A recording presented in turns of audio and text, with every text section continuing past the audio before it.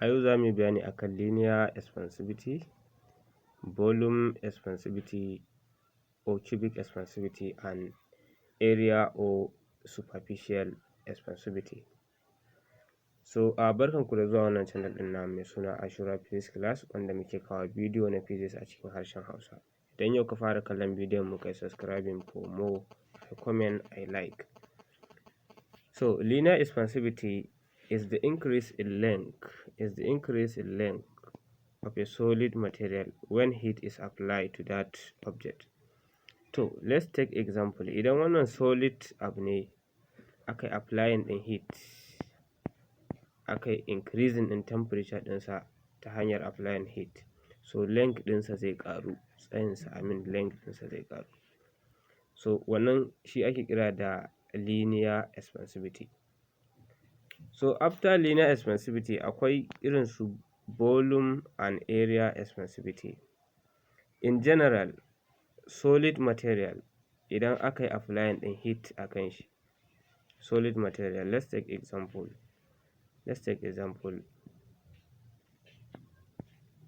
Let's say this is a rod.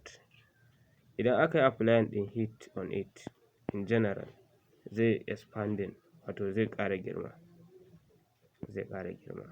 So a wannan girman da ya ƙara, length ɗinsa zai ƙaru, area ɗinsa zai ƙaru, sannan volume ɗinsa ma kuma zai ƙaru. So amma kuma there is one thing, ƙaruwar length ɗinsa da volume ɗinsa da area ɗinsa ya danganta da nature of material, ko kuma a ce linear expansivity ɗinsa, ko kuma area expansivity ɗinsa, ko kuma cubic expansivity ɗinsa. Let's take another example. Let's say this is a copper and this is a steel. Bari mu ɗau misali a ce wannan A copper ne, B kuma steel ne. So idan aka yi applying ɗin the same heat, aka yi applying ɗin heat the same akan copper da kuma steel. So bayan ɗan wani lokaci dukansu they will expand, za su yi increasing in size. So increase in size ɗin da za su yi shine, na copper zai wuce na steel saboda linear expansivity na copper ya fi na steel. So haka ne, kowanne solid material yana da nashi linear expansivity ɗin, yana da nashi area expansivity ɗin, sannan yana da nashi volume expansivity ɗin. So kar mu cika kanmu da bayani da yawa, let's explain it mathematically. First, linear expansivity is given by, ana ɗaukan shi a haka, alpha as linear expansivity daidai yake da change in length. In an ce change in length ana nufin final length minus initial length divided by the initial length multiply by change in temperature. So change in temperature shine final temperature minus initial temperature. So wannan shine formula na linear expansivity. This L2 is the final length. Length ne na abu bacin ya increasing. Sai kuma L1 shi kuma length na abu ne kafin ya increasing. And this is also L1. T2 kuma temperature ne na abu bacin temperature ɗin ya ƙaru, an yi applying heat. And this T1 is the temperature kafin a ƙara a yi applying ɗin heat, temperature na abu. So wannan shine linear expansivity. So bacin linear expansivity da akwai area expansivity.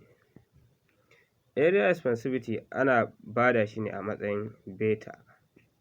Beta equals to change in area, that is A2 final area minus initial area divided by initial area, then times change in temperature, and change in temperature shine T2 minus T1.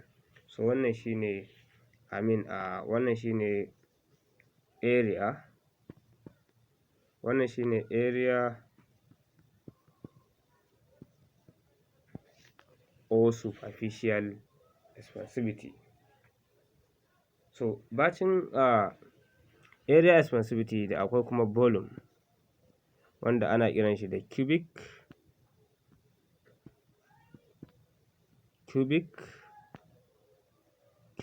or volume expansivity. Increase na volume na abu bacin an yi applying ɗin heat. So shine ana bada shi as gamma equals to final volume, that is V2, minus initial volume V1 divided by initial volume times change in temperature. Change in temperature shine final temperature T2 minus initial temperature T1. So cubic expansivity shine increasing na volume na abu bayan an yi applying ɗin heat, wato ƙaruwar volume na abu bacin an yi applying ɗin heat, shine volume expansivity. Area expansivity ƙaruwar area na abu bacin an yi applying ɗin heat. Sannan linear expansivity ƙaruwar tsayi na abu, wato length nashi bayan an yi applying ɗin heat. So wannan shine formulolin su. And the last thing, there is relationship between them all. Relationship